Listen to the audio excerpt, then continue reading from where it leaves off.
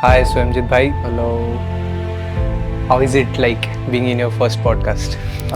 For us in class or grade 7, grade 8, unlimited internet connectivity was a big deal. By the second year, I was like, do I want to spend the rest of my 3 years really just doing, personally from my childhood, I have been an absolute fan of motorsports, of the automotive world. So like how did scale media happen?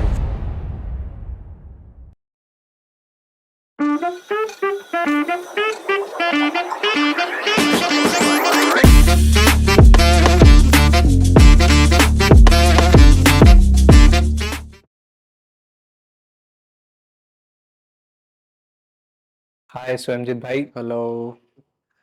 how is it like being in your first podcast? Uh, well, podcasts are not new. I've been in a lot, but mostly on the other side, or mostly where my team is capturing it. But yeah, it feels really good to be for the first time to be on this side of the podcast. Let's start from your story for all of those people who don't know about you, about your company, how it all started from a teen to this. How has the story begun? So, Amlan, I think if I talk about my entrepreneurial journey, the first thing I can remember where I actually tried to create value out of the resources I had at my disposal was, I think, back in my ninth or 10th grade. Unlimited internet connectivity was a big deal, right? So, not everybody had access to unlimited internet. It was very limited. The bandwidth was very limited. But even though the times were different, still people were the same. So everybody still wanted to have a lot of movies to watch, still wanted to have games that they could download and play on their systems. And fortunately, my parents had gifted me a desktop and connection. So I thought it would be a good idea to, sort of use this. And because I was in a position where I could download things and then offer them to, people who are looking for it, right? I think that's what basically generating value looks like. So there's demand and then you supply the demand with, products. So I think that is the first experience You where I were the used to, telegram of you can say that, right? The past telegram of yesteryears. It started from friends. Like friends used to say, "अरे यार मेरे लिए ये कर लेना, मेरे लिए वो कर लेना." I obviously never used to charge them. But slowly, when a lot of people, from different other sections, different classes, even, right, they used to come and they're like, Swayamjeet के पास होगा, like Swayamjeet can get it done. So that is how it started. So they used to always ask me कि ये कर ले, मेरे को ये चाहिए, मेरे को वो चाहिए. So I bought some pen drives, right, on my own accord. I had some savings from what relatives used to give. Everybody's relatives, I think, gives them some cash every now and then. I was very reluctant to pass that on to my parents. I always used to keep my savings. I always like the feeling of saving, having some savings, and I used to pride myself that okay, I have collected some amount of money. So I used that to buy some pen drives, some storage devices, and I used to download and then give it to my friends and classmates and all. And slowly, because the demand increased so much, everybody started having requests. I started pricing it. So, for example, like 10 rupees or 20 rupees, Mhm. for which, which still was a big amount in school days, right?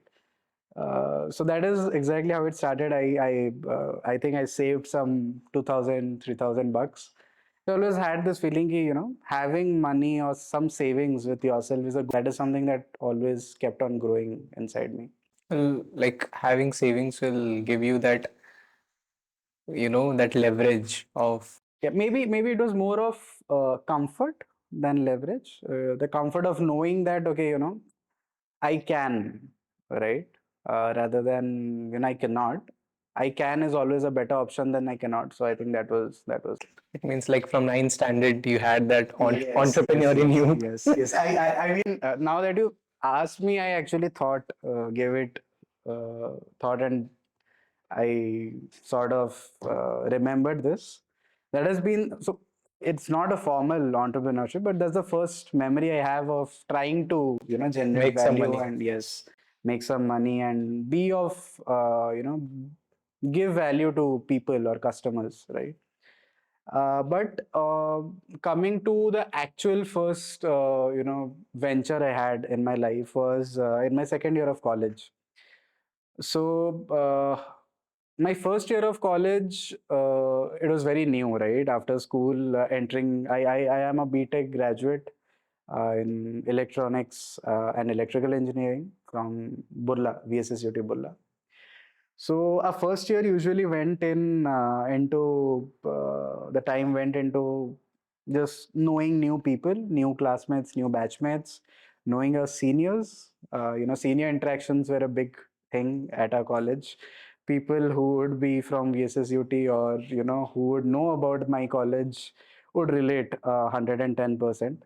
And even after all of this, college, classes, friends, new clubs, new activities at college, exploring new things, because as a part of my there's an automotive club in my college where I used to build Formula student cars. Mm.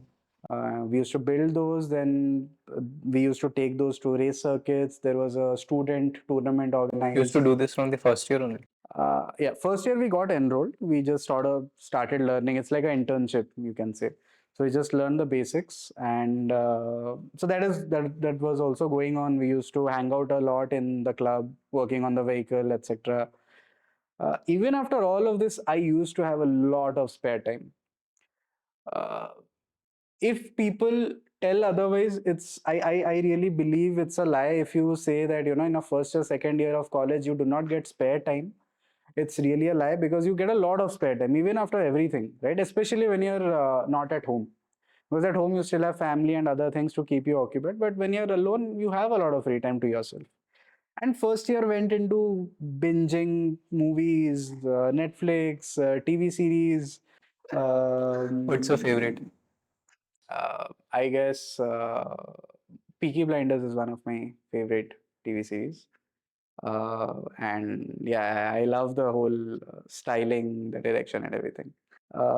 Now, coming to the part where the first year went into all of this, and somehow the first year ended.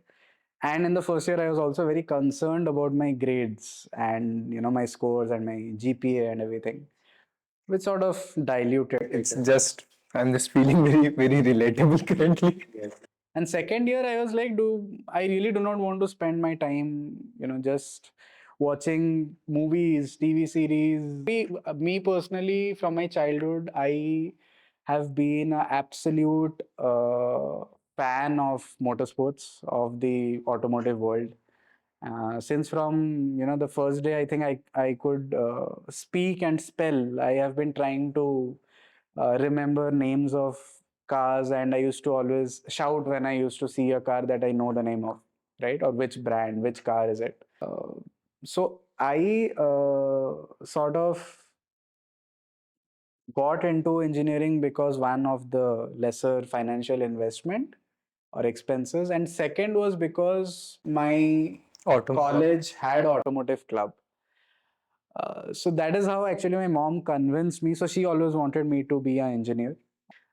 She convinced me saying that you will get a chance to build cars and race and all of that, and that actually really was the last nail Your in child, my your decision. childhood dream kicked in. Yes, yes. So I was closer to living my dream of, living in a world where I am working on automobiles, or let's say associated with the world. I'm meeting people who are equally enthusiastic about the automotive world.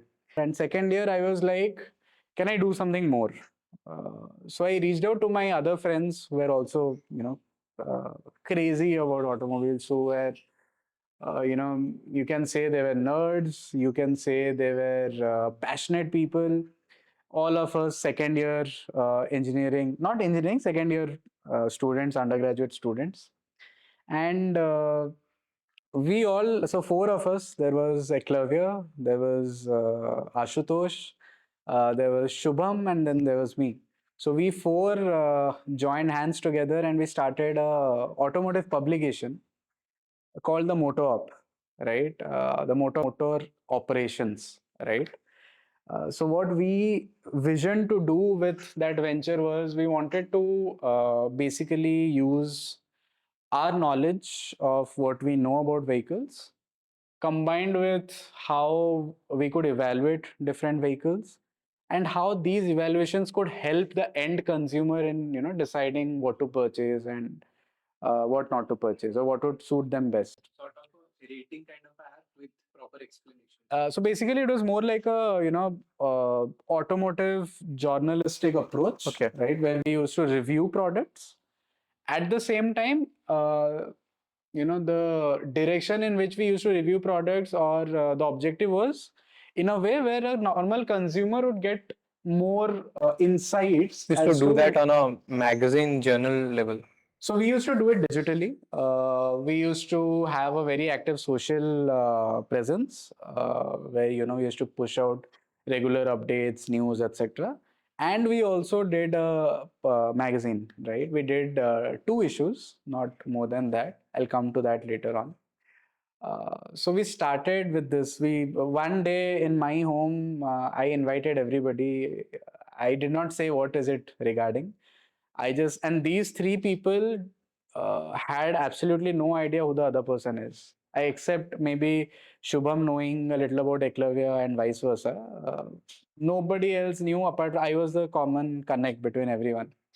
So one day we sit down at my home and I tell them the grand plan. It sounded very grand at that time. Uh, so it was a grand plan, and we talked about big things. And I think that is very important. You have to have big dreams, big Ambitious. ideas, yes, big problems to solve. So we had a big vision, and we sat down and we chalked out how to do it. The first thing we needed for all of this was vehicles, right? There's so much you can do reviewing products without the products, right? So the nearest thing I could find was dealerships, right? So automotive dealerships that basically sell vehicles. So I try to reach out to the biggest publications in the country. It would be Autocar India, Overdrive. There's a guy called Faisal Khan. He used to have a platform called Motorbeam.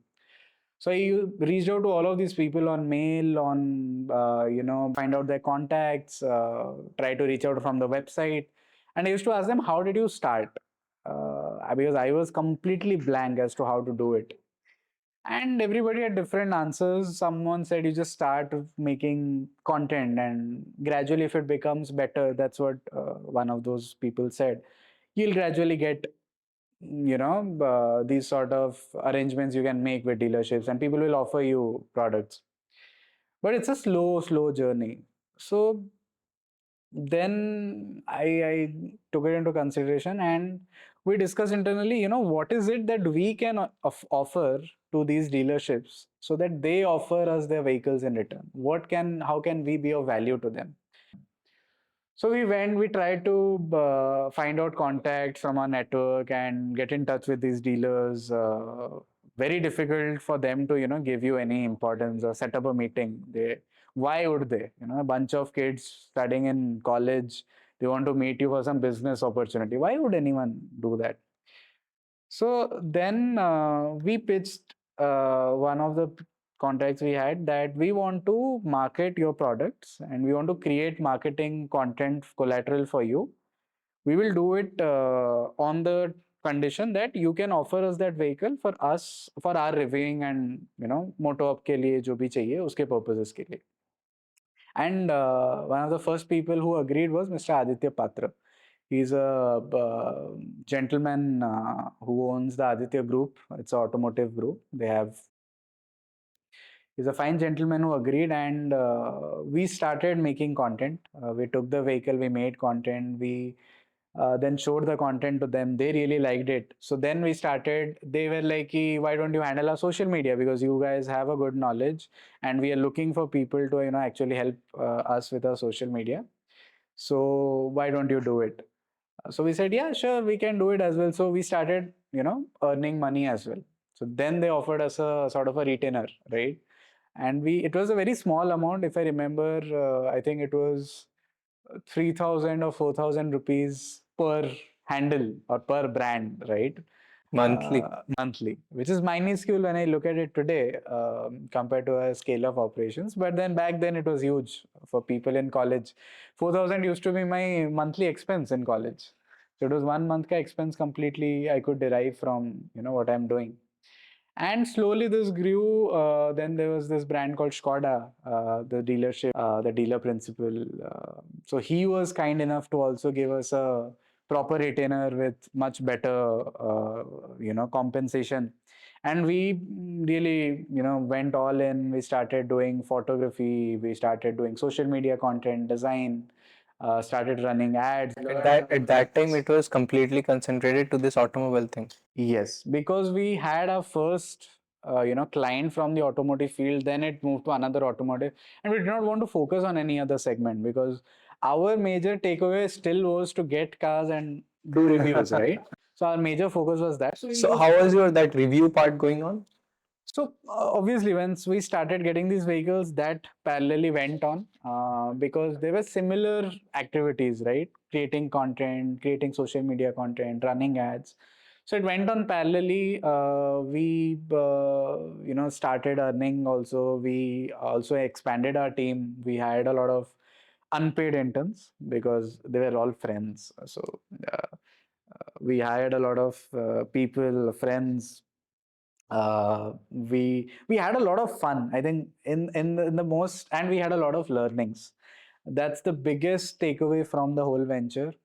And we also sort of understood how the world works, how business happens, what do in general people expect, the fundamentals of value creation. That is what we understood. And at the end of it all, we had a dream of publishing our first magazine, right? So our savings in the bank account from all our retainers and activities and everything, we started working on creating a first issue, which was is a small issue. We did that, and the second issue we made, in all of this time, we met at one of those events, automotive events. We met the biggest publications in the country, the ones who had mailed about when I started. We actually met them in person. We had a conversation with them. They are also very supportive. There's Renuka from Autocar, there's Kartike from he used to be in Zigwheels back then. So these guys really encouraged us a lot. And 1 year after we met them, we had told them, we want to make a magazine and we will make a magazine, we will make a publication. And they had wished us all the best. And 1 year after, we actually made the magazine. We had reviews and had, news and updates. We had future launches in there, everything. It was a wholesome piece of content. And we then attended the Auto Expo that happens every 4 years at Delhi. It is a national congregation where all the automakers of the country and new launches happen there. Everybody comes together. We went there. We again met all of these big publications, all of these big guys in the industry, and we showed them our magazine. This is what we told we'll make 1 year back, and here it is now in flesh. And there's one thing that Renuka told that really stays with me and highlights the importance of something I was coming to. She told, we meet at least in a year, we meet 50 people or 100, youngsters who always talk about how they want to do what we are doing. Drive fancy cars, review vehicles, get to travel abroad, get to experience the luxury vehicles, speed, thrill, everything. But there's seldom, there's hardly anybody who actually puts in the effort, takes the struggle, tries to get it sorted and actually do it. So, and you guys have done it. So she then invited everybody from their fraternity and showed it to them. These are some people we met last year, and look at this magazine. They've made it so well and everything. So that actually made me think and made me realize something, that starting something and completing it is much more important than the quality of it. when you are learning, when you're starting out, you have to try things. You have to take the initiative. You might fail. It might be terrible on your first try. It might be something even you do not like in your first try, but only when you have the first version, you can then think what can be better and then you can improve. Until you start, you are nowhere. At least when you start, you are at zero. You have some, you know, okay, I am at 0.1, 0.2, 0.3, right? Not start, there's no start and there's no finish, there's no path. Only once you start, then there's a path to finish, right? So I think that is one of the major takeaways, and that is how Moto happened.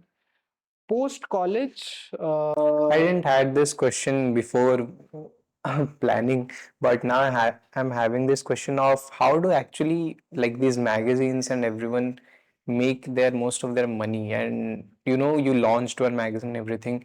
What was that journey like? And we don't see a lot of businesses currently who are focused on journals, magazines, newspapers, and everything. How that entire ecosystem works. right? Uh, so basically, Anish, what I can tell you is in the print industry, uh, print businesses run on advertisements. Okay. Uh, so obviously you have a subscriber base. Let's say for a magazine, you have a subscriber base, right? There are people who subscribe monthly or quarterly or yearly. So those are the subscriptions that give you some amount of your costs that help you manage some costs, maybe even manage the complete printing cost or whatever. But for you to make profits and pay off other expenditures or capex or basically overheads, you rely on advertising. So if you see any, you pick any magazine, you would find a lot of advertisements in it, right? And that is the only way how the print industry is supported, because they want to showcase their products to a certain group of readers. And if the magazine or that journal's readers are their target audience that they want to reach, they usually try to put place ads in in these journals and magazines. Why do we not see more of these today? Coming to that question, the simple answer is digital, or how digitally the same content is available. But the more complex answer, there are more complexities also, because it's not just about it being available more readily. It is also cheaper. There are less people that need to be involved in a digital process than a completely offline process. There's more margins of error. So there are multiple things, but yeah, in simple terms, digital the the revolution, the digital revolution change this industry, where the cost of, let's say, buying a magazine or a hardcover book, if it costs you 600 rupees, you buy the same ebook, it would cost you 120, 130 rupees, right? Or 200 rupees. So you get a cost advantage, you get the same content, you get the same knowledge. So it makes much more sense practically. That is why this is a dying industry. So, like, how did scale media happen from being an automobile mobile reviewer to launching your magazine? How did scale media happen? So basically, Moto Op sort of, after college, everybody has their own paths in life. So some decided to take up higher education, some decided to take up a job. So I thought, I felt like I can maybe start a creative agency or start a marketing agency, and then see further how and where we can do it further and everything. So in the fourth year, I sort of had a brief idea of a creative agency. So I came up with a name which was Scale, and got a basic logo made with friends and everything. And yeah, I mean, I started taking up two projects simultaneously. Uh, Now, you guys also are in college, right? So you would understand how, because there's attendance you have to manage, there's work you have to do after college, then there's commitments professionally to people and to businesses. And I even did not used to stay here, right? I used to stay in Burla, which used to take with our um, Indian Railways, brilliant Indian Railways and Indian Railway Standard Time. It took me easily around, 6 hours, sometimes 7 hours to come from my college. Not from my college, also from Sambalpur to Bhubaneswar. Burla was another 30-40 minutes from Sambalpur. So 7.5 hour journey from college to Bhubaneswar and back. It was hectic. There have been weekends where I've come, I've gone, and I've again come and I've again gone because there's commitments here and there's commitments at college too. So, but anyway, we started working with few clients in my fourth year only. Coming to Scale being born, I want to just give you a little idea as to what I envisioned for Scale. What was the reasons that Scale was born, right? So I think the first reason that Scale was born was obviously to offer a certain quality of content, of performance marketing, of results driven, results based approach. Usually, you see Odisha having a very cost based Yeah, approach, yeah. right? So we tried to come up with a result based approach where we used to focus more on results and more on the process of how to achieve them, right? So this was one part. Also, I had this question, like a lot of people come up with their agencies, mostly marketing agencies, having the same way of work they do. In that of a market where everyone is doing almost the same thing, how do you actually differ yourself? I agree that the views, the conversion rates, and the results are one of the key point. But before starting up the work, what are the things you need to keep in your mind to actually make you different from what's already going on in the I believe more than anything, reliability is truly what will set you apart in the service industry. If I can rely on you that you are going to solve my problem, one, like you finish your job, that is number one. You do it with a certain quality being assured. Three, and you do it in certain time. I think that's what is the fundamental, principle of building a good like at the end service of the business. day, that's the efficiency which keep you in the long run. Correct. So it's a get it done attitude, right? You have to get something done because on that something, 10 other things are dependent, right? So you have to understand the importance of getting that done. And if somebody can rely on you and can trust on you, I think uh, all the other questions that usually come with a service business or an agency, I can answer all of those questions with these three fundamentals, right? So let it be someone, saying, how do you price yourself better? Again, if somebody can trust on you more than they can trust person B, you can price yourself more. If how to get more work. If people are in general relying on you more and you are getting more work based on that fact, people automatically by word of mouth or referrals go to you because already people are trusting on you, right? So it's easier, you're easier to trust. So end of the day, I feel more than your, you being a pioneer at your or you have to be good at what you do, and you have to. The more important thing is you get better with each thing you do.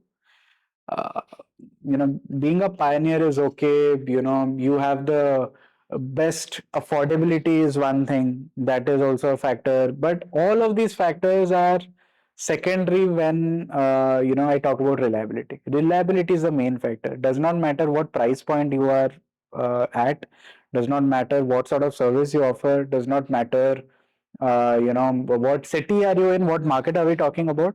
In every market, at every price point, and for any given service, reliability and trust is the most important thing, period. So yeah, that is actually what sets us apart. If I tell in simple terms, I really believe the first thing I tell my team the same thing. One thing we need to focus on, that we should be easy to trust in, able to keep that trust. People should be able to believe in us time and again. So every time, let's say, there's something we are not able to execute as expected, right? We are 10% short of expectations. Communicate that, right? Talk with our partner about what is the reason, what can we do about it, or let's say what is our problem, how do we solve it. Communication is very important, and communication is essential to building or keeping that trust, maintained, right? So I think it's all a game of trust and reliability when it comes to any service company. uh, Coming to again, what differentiates us, you asked me. So one more thing that I was anyway going to say, that is also the reason why I came up with scale, that being another reason, is when I graduated out of college, what I wanted to do, let's say even in college, when I wanted to intern somewhere, I had no place in this state where I could find a perfect fit, where I could either intern, learn more things, or maybe work after college. Not a single place. And believe me, I've tried a lot. I have researched a lot. I have tried to find new brands, met a lot of people. Every opportunity that came my way, I went and knocked on the door, right? But I never really found the same vision of anybody else that I could, be a part of that vision. So I wanted to create a place that identifies talent, creativity, that nurtures it, fosters it, and a place where, let's say, if I today join as a trainee or intern, or even as a fresher, I would have the same amount of fun as people have on the top of the chain, right? And that is what scale is all about. Scale is a place where you're pushed to your maximum. I'll not say it's a easy place. It's not at all easy. You ask any, they'll tell you, I think this is the most trying place, right? We really strive for the best. Okay. At the same time, though, I we always try to keep a balance of how much fun we are having with that project, how much of personal growth we are having with that project, personally how we are growing, as a team how we are growing. These are also some very important things we keep in mind while executing any project.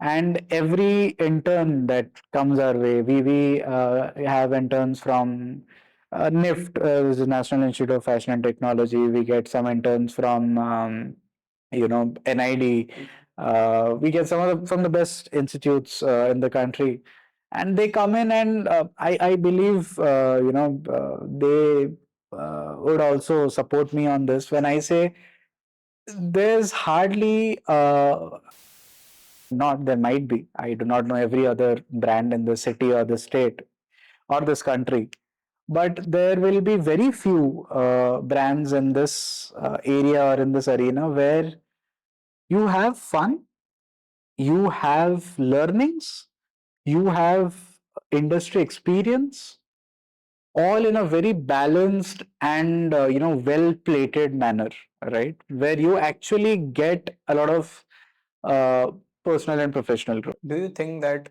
that fun while working, it comes more when you provide a certain level of freedom of creativity and work to that person? Absolutely. I think for you to be happy or you to have fun, you first need to be comfortable.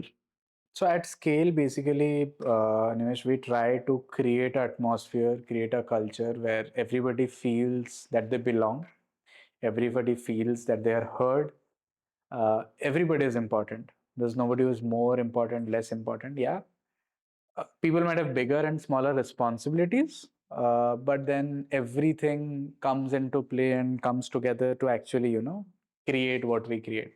So, yeah, that is basically it. You mentioned about, cars and everything and your love for them. What was your biggest dream come true moment after being an entrepreneur for a, certain number of years? I really haven't given it that much thought. But yeah, now that I come to think of it, I have two. I consider them to be two big wins. Not both are not very public wins. They're very private wins. So my first win was when. So apart from Scale, currently I'm working on another venture which is called Millennium, which is this. And Branding done good. it's a small gift from my partner to keep reminding me of what's in store for us. So, so there have been two wins. One was for Millenai and one was for Scale. So, Millenai's win came first when we got in touch with the India head of BMW Motorrad India. And we got a chance to design. We got a chance to design and work on two very popular BMW motorcycles that were launched in the country recently. So we helped the BMW India and BMW AG, that is Germany team, design the variants for India. That was one huge win. It's a confidential project, so I cannot speak much about. The second biggest win, I would be it would be for me at scale would be I personally, uh, as you know, I've already said I'm crazy about automobiles and motor cars, and one of the best motoring brands in the world is Porsche. Last quarter, I got a chance to work with Porsche Center East, which is based in Calcutta. They have the showroom in Calcutta. And I got a chance to work with Porsche. So Porsche Panamera is one of their major products in the lineup, and they launched it in the country at Calcutta this year. And we were the team responsible to, capture the whole event activation for the activation part on social media, on capturing the event, after movie, everything. So I think that was very big win. You know, when you dream of a brand, you dream of associating with that brand. I mean, I genuinely have had dreams of Porsche in my sleep, and after you get a chance to work with them, I'm currently working with them as well. So it's been a huge win. It gives a really big confidence boost, morale boost, and it again reminds me that we are on the right path. We are doing the right things. Obviously, not everything we do is perfect. We have a fair share of mistakes and problems and shortcomings. But yeah, we are working on them. And these things, these small wins actually go a long way in showing that um it's never a matter of being completely right or completely wrong. It's just a matter of being better than what you were yesterday. So yeah, that's how it's been. A love for automobiles existed from day one and it continues. Absolutely. I mean, that's something I've never been able to disassociate from. And that's something that stays with me today also. And that is something that gave birth to this as well. So maybe I can speak about Millenai later down the line as we proceed. But yeah, that's been a part of me. That's an essential part of who Swayamjeet is, and that will always be. So yeah. Also, I wanted to bring another issue or topic, that is about building long-term wealth above gaining short-term money.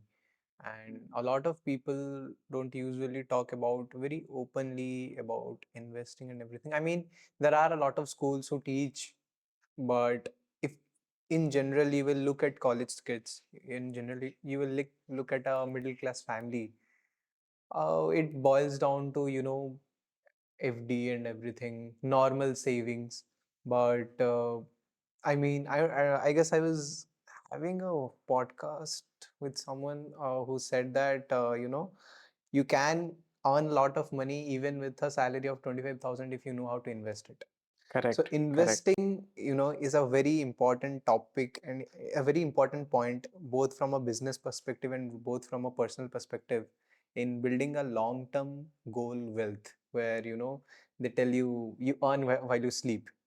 Correct. Correct. What's your views on that? And also your would you like to tell a young person who don't know much about investing and savings and everything, Right. how he Right. should go about actually managing his money?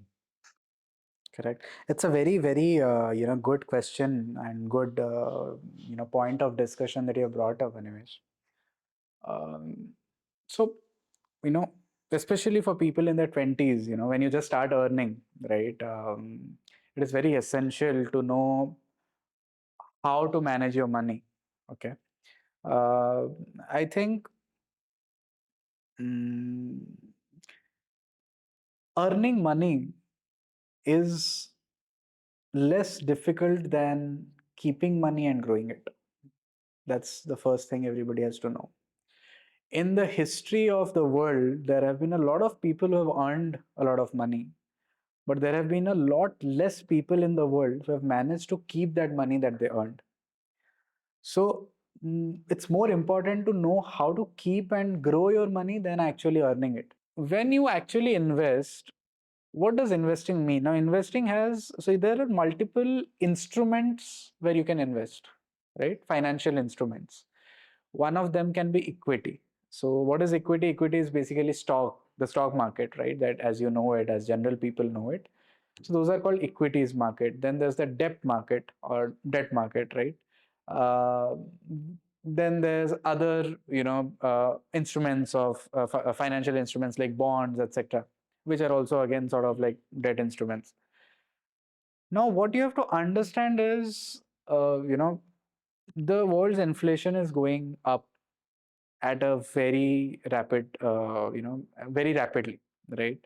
And the value of what 100 rupees held, yes, does not hold the same value because the price of things have gone up, price of commodities have gone up. So in that case, your savings also has to go as per the inflation at the minimum, and maybe try and supersede the inflation rate. Your growth of money should supersede the inflation rate. Only then will you have a surplus or surplus of savings where you will be able to afford different things, where you'll be able to gain financial freedom. And the fact that if you keep if you keep 20,000, let's say you park 10,000 rupees savings every month for a year, end of the year you have what, 1 lakh and 20,000 rupees, right? When you invest this, let's say in an equity market, now again these come with their own set of risks. I am nobody to advise on investing, or these are not tips to invest. But then if you start and you choose your instruments carefully based on your risk factor, how much risk you can take, understand the risk to return ratio, uh, and if you invest and you happen to invest in the right instruments at the right time, you can easily beat inflation. And when you beat that, only when your money is growing at the end of the year, let's say in 12 months you have invested 10,000 rupees, let's say in SIPs, right? The government is really trying to make people aware about SIPs. You see ads all the time, mutual fund sahi campaign and all of this, right? It's a very successful campaign. Even the retail number of retail investors, so retail investors are basically common people who invest in stock market, have gone up hugely after COVID, and COVID struck, because the awareness part started growing because people were constantly on their phones. The adoption has really gone up. So what happens is, if I, let's say, invested 10,000 every month in SIPs, take a number of 15% as an average of my returns, 15% growth in my portfolio, that still is higher than inflation, right? Where inflation is, let's say, growing at 6-7%, right? uh, so yeah, that is exactly how, and end of the day, you do not do anything. You just park your money in these funds, and rather than having 1,20,000 at the end of the year, you have 15% more, correct, in terms of absolute returns. So, and this keeps on compounding. So there the power of compounding comes into play. So over a period of, let's say, 10 years, it's 15% over 15% over 15%, because the interest also gets added to your principal amount. So you keep on multiplying your money, not in fixed multiple, but exponentially. The compounding effect place. And for this, I would, really, there's a book I would really suggest. There's this book called The Psychology of Money. It's a beautiful book. Anybody doing anything, let's be a job, running a business, or planning to start one, or let's say even somebody who takes care of the home and manages operations at home, even they can have a better overview of how to manage money, how to deal with money, and how to basically prepare your future with the right approach towards money, right? So this book is by, I think, a person called Morgan Housel, and it's a good read. I would suggest this book highly. Great. I mean, also, to make this more of a very comprised thing, let's take an example of a probably 22-year-old doing a job of about, a 50,000 rupee job in a market like Bangalore or something, where the cost of expenses is a lot higher than the average market. Uh, First thing is, what is the best way to save money? Because also I'll take my own example. UPI से जब पैसा चला जाता है पता नहीं चलता और चला ही जाता है. What should be the mindset before even earning even a rupee in the starting of the month? What should be the actual mindset कि month के end में at least इतना तो मुझे बचाना चाहिए for an investment purpose on a very layman's level? Uh, Animesh, very good question, a very good scenario, but it's a very real world thing, a real world problem. So, the most important thing in making wealth and growing it is discipline.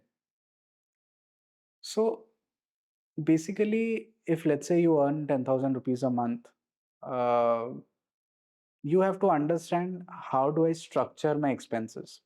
There are some necessary expenses, right, that you have to spend on, like rent, electricity bills, food, right? We all cannot starve, right? We have to eat food.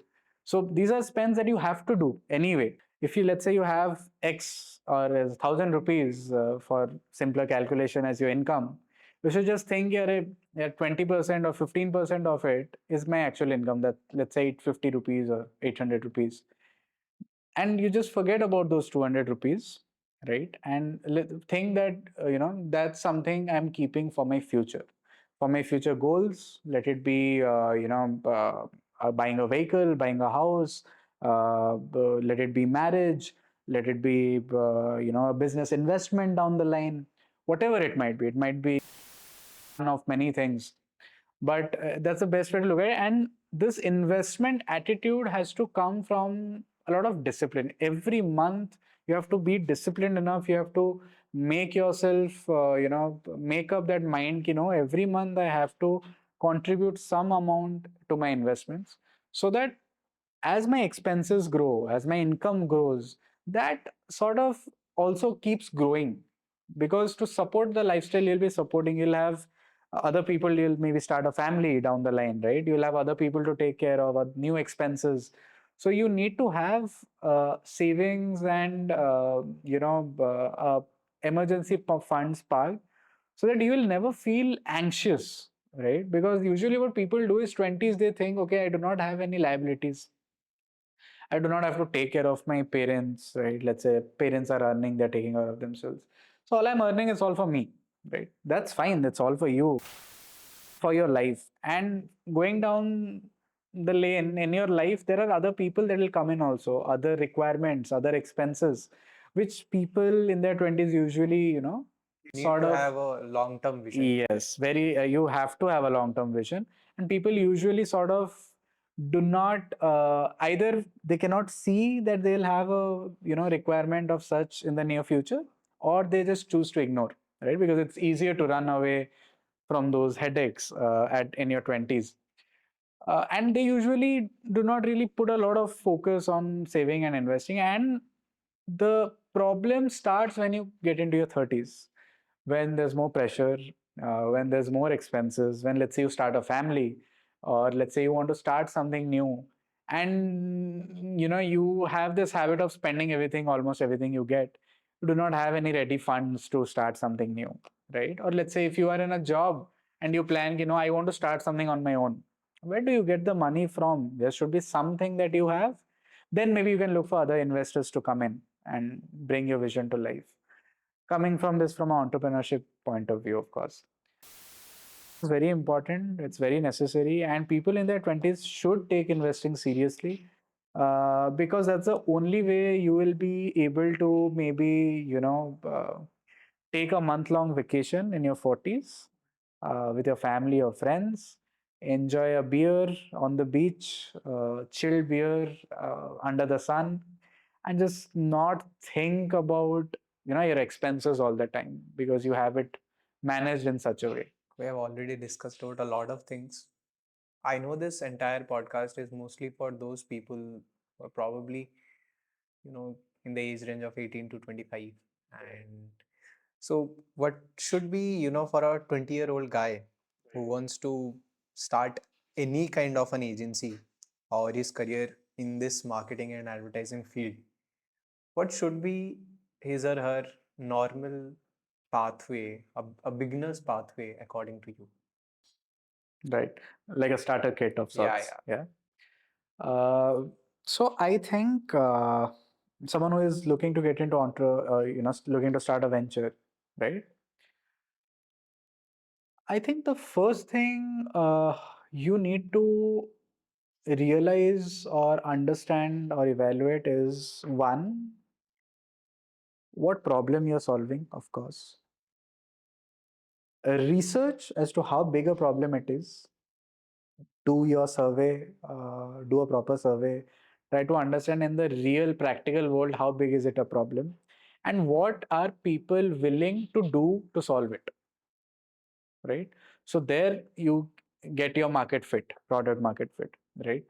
So you understand where is the demand, what is the demand for, and how much are people willing to pay, or what are people willing to, what sort of inconvenience are they going right now, what are they willing to do to get over that. Have to do research, you have to do survey, you have to, but then end of the day you also have to ask yourself, how much am I willing to sacrifice, what are the lengths I'm willing to go for, what is the depth of my passion for this thing, that I can take this up in what manner. Either you have other people on board, or you take it yourself, add yourself. That's one. Now, when you actually get into building a company, the next thing is to build a team, right? As a freelancer, you can get job, Yeah, yeah. get a work project and do it. But when you're looking to build a, entity, organization, you need a team, right? Without a team. So how do you build a team? Ideally, the first objective has to be you have to hire better people than yourself, Hmm. right? You are not supposed to be the best in your team. You're supposed to be the person who has the capability To to handle all of them. motivate everyone, to manage everyone, and to drive the whole team towards your vision constantly every single day, in the worst of times and in the best of times. Keep everybody on track. Need to be a lead. Yes, you need to lead the team. The leader does not have to be, in any team, the leader is not necessarily the best player, right? We all watch a lot of cricket, we all watch a lot of soccer, basketball. Every team's captain did not necessarily be the best player in the team, right? So it can also be some that there's a really good batsman, there's a really good bowler, and the wicket keeper is the captain, and he does amazingly well. Because it's not a matter of how good you are; it's a matter of how you can what is how easily or how well you can bring people to be at their best, right? How can you motivate them to be their best version of themselves? That's the goal or the objective an entrepreneur should have from their team. Another a very important thing as an entrepreneur you have to keep in mind, you have to go with your gut feeling. Hmm.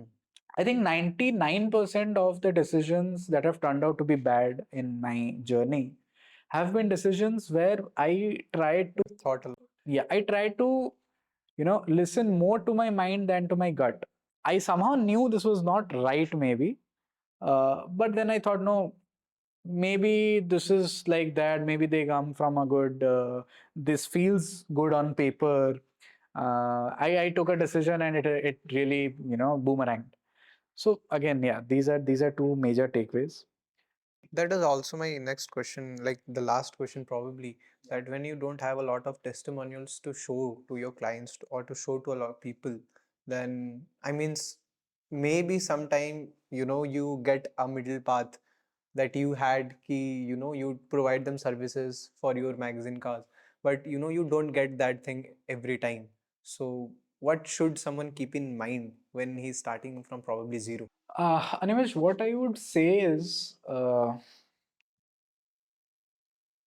it's a difficult world. Okay, not every time will you be your value be recognized, especially when you're starting, right? Because you have nothing to show for, correct? You do not have a huge portfolio, you do not have the biggest brands in the world you have worked with. You work with very small startups. Half of them people might not even know about. You might work with a brand that is just starting. You have done some work for them. You go show it to a bigger brand, they would not even know about that brand. These are genuine real life problems. So let's say you are building an agency. You need clients. How do you find them? I would not repeat what is already available there on the web on the in the world. There are cold emails. You can reach out to people. Everything.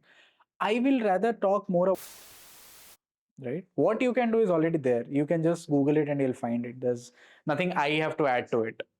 But I can tell you, even if you do that, most of the times you'll not get anything. Yeah.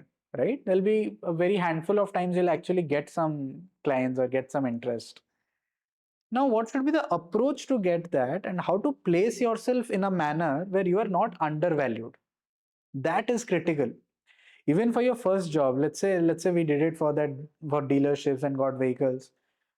It was very important for us to be positioned in a way in their minds and in their perception that we are not just undervalued resource just doing something and helping them out, right? So ideally, if you need to find clients, you need to go out, you need to network with your potential clients, maybe interact with them at conferences, just go and meet them at social gatherings, try.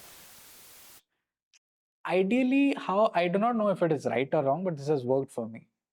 When I find a opportunity where I cannot price myself the way I want to price myself, rather than, and I really want to do that job, or let's say I really feel like helping that person, I choose to do it in a way where I'm not undervalued. How, I'll tell you, I do not undercut my prices. I tell them this is my price. Either I do it at this price or I help you out in this situation and help you get out of, or get your job done. And maybe further down the line, when you are in a position that you can engage with me at my prices, we can discuss that in a professional manner. Here, I would like to, reach out with a helping hand. So, you already talked about a lot about team building. There are a lot of people who come to the big cities, for work, for this entire environment. And normally young people, they don't tend to, be in just one company. They tend to change a lot. How do you maintain that retention of people around yourself? Uh, which is, if someone is working at a place, what do they look for? They look forward to a place where they feel like they're growing in terms of how they are as a person and in terms of how they are as a professional, correct? Professional growth may include financial, it may include skills, it may include the capacity to, adapt new technologies, right? Personally, interpersonal skills, ability to multitask, to take pressure, right? Now, if you are getting a place where you get all of these things and you still are able to have that work life balance, you still are having enough time to yourself, you can live that lifestyle you always want, why would anyone sort of want to leave? So at scale, what we try to do is to create this brilliant culture that I am pretty sure will be backed by all my team members, and everybody would say the same thing. We try to create a place where it feels like you're a part of something bigger than just yourself or just working or just earning money, part of a bigger vision. We tend to dream of solving bigger problems every day. Every day or every week, we try to be better than what we were the previous week. That's been the constant drive. That's been the constant, effort uh, every day at scale. Plus, we also make sure that everybody feels, feels like they have importance. They have a say in how things happen. Uh, Even the most junior members of the team are free to suggest, how operations should happen, what can be improvements, and they also have the room to suggest. And in our performance review, so we do not have annual reviews. We have quarterly reviews, performance reviews, where we also have the option of giving you quarterly pay hikes based on your performance, which is which is not really a common thing in companies. You usually have annual, pay hike structures and all. So we truly believe that किसी का growth उसके finances में भी दिखना चाहिए, उसके compensation में भी दिखना चाहिए, and that's what we truly believe. I'll tell you a fun fact in our reviews. In our reviews, you have the option of rating even the most senior people in your team, not just your immediate manager, but even the manager that manages your manager, and even me for that matter. You can exactly tell me honestly what do you feel, if you have anything that I can work on, you have felt, and it's completely confidential. And yeah, that's the sort of culture, transparency, and openness we encourage and try to maintain at scale. You mentioned about a new project you are working on, it's related to your dream thing and Correct, everything. correct, correct. The cup is here also. So Yes, just yes. tell us one or two lines about that new thing. The name of the brand is Millenai. What Millenai basically means is from the millennial era, or from the millennial time of the millennials to the infinite future, to the boundless future. Now we are trying to build a luxury brand, a luxury lifestyle brand that strives to create the best of products, to tries to bring together the best craftsmanship, best engineering, the finest materials, most exotic materials on the planet, and create remarkable, products. So that's basically the whole idea. The whole ethos of this brand is completely, the design, the ethos, the styling is inspired from the automotive world. So again, coming back to my love for automobiles, from the racing motoring world, we derive our designs, we derive our marketing, uh, and everything. So yeah, that is what Millenai is, and we are currently working on the product. The R&D has been happening since the last 2 years. I personally have been using our products for the last 3 years, 2.5 years, 3 years, to test out the products, and hopefully we'll be coming out with all products at the end of this year. And yeah, it's a big leap. We do not have a rich history or heritage as a luxury brand, but we do intend to create a impeccable and remarkable future ahead of us. And that goes with our brand ethos and brand tagline that says basically outrageous, which means that sometimes in your life you do not want to be a part of the norm, you do not want to be normal, you want to do things that you really want to do but you cannot do because of the society, because of pressure, because of normal, how people accept certain The things. rebellious. Sometimes, yes, sometimes you have to break out and be a rebel and do things that you really, climbing on top of a cliff and just shout something, right? So that is what Millennium stands for. Millennium wants you to be free, be a free spirited being, and just enjoy life as it comes. So, what's the one just small advice or suggestion you'd like to give to anyone? Uh, one thing that I always feel I want to tell people is every day, be it a general student, be it a entrepreneur, be it a normal person doing a 9 to 5, everything what you're doing has value, right? Never ever feel like something is better, something is bigger. What defines you, what gives you satisfaction is important. Everything is important.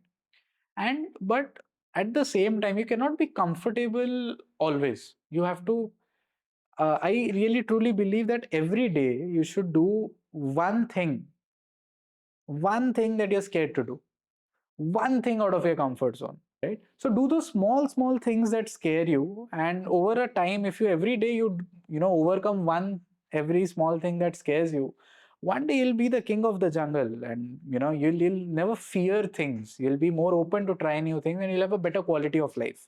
You'll be more confident, you'll be more passionate, and you will overall, once you are happy, once you're more satisfied, once you're more confident, you can spread the same to the people around you.